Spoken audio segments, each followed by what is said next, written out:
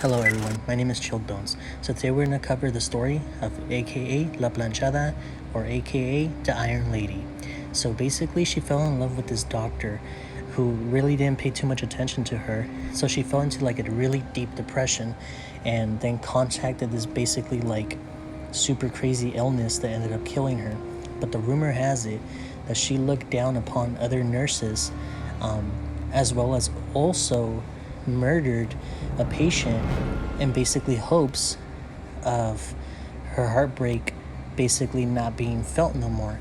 But the scary urban legend about this lady that you see in this picture right now basically goes she is said to roam the halls of the hospitals, tends to needs the patients, as well as return to the room where she died and heal whoever is staying there. Now that to me is creepy. And by the way, the location is Hospital Juarez and the year was 1930.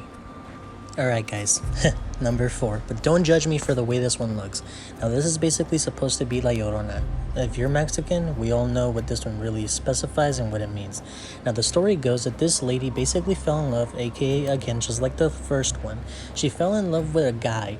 And because the guy basically didn't like her back for some weird ass reason, she ended up basically killing her 2 children, drowning them in a river, and then she felt really guilty about herself to the point where she ended up doing the same thing. But the scary part about this is that in Mexico, anywhere in Mexico in reality, it's weird how that is, she will pop out, especially for naughty children that do not pay attention to their parents, and basically take them away because she thinks that those kids are hers. And one thing that to me is really scary is that when you hear her coming, she will be screaming, "Oh, my children, where are my children?" Now that to me is super scary, and it's said that you get to see her wearing a white gown of marriage as she's floating towards you, basically ready to take you away. Ugh, gives me chills. Alright guys, part 3, Alley of the Devil. Sorry if you guys hear a dog, there's a dog barking, but hey, we gotta do this is our job right now. So in this alley, basically it is said that the devil comes out, and it's also based in Mexico. He comes out, grants you any wish that you desire, anything that you want, at basically the cost of your soul.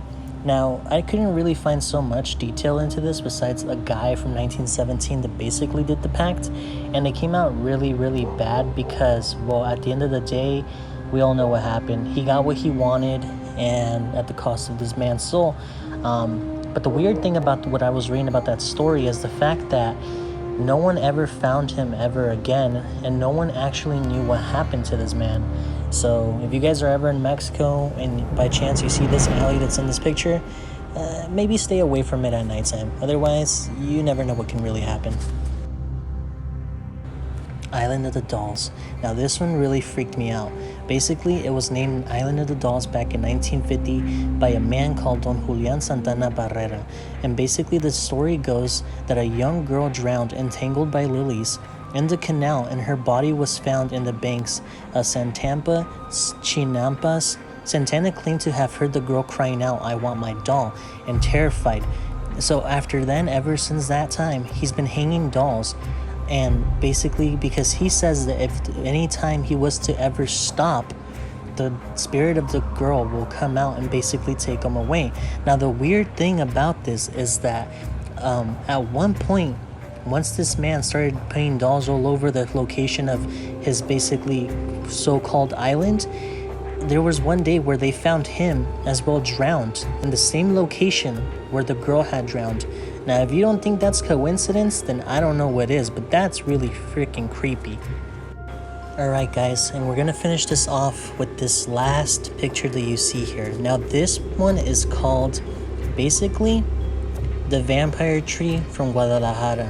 Now the weird thing about this story, and it really gets my attention so much, is that it's basically said that this tree is legit planted, and if you see certainly right there by the cemetery, it's basically cemeteries of so-called vampires.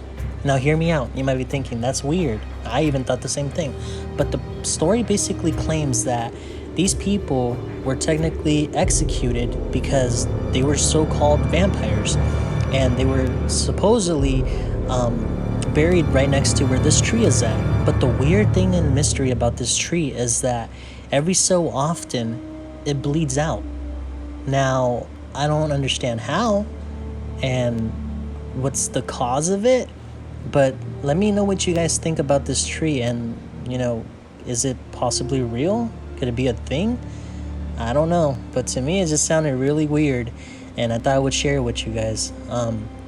So yeah, it's been your boy Chilled Bones, and I hope to see you guys on another episode of Scary Myths Part 2.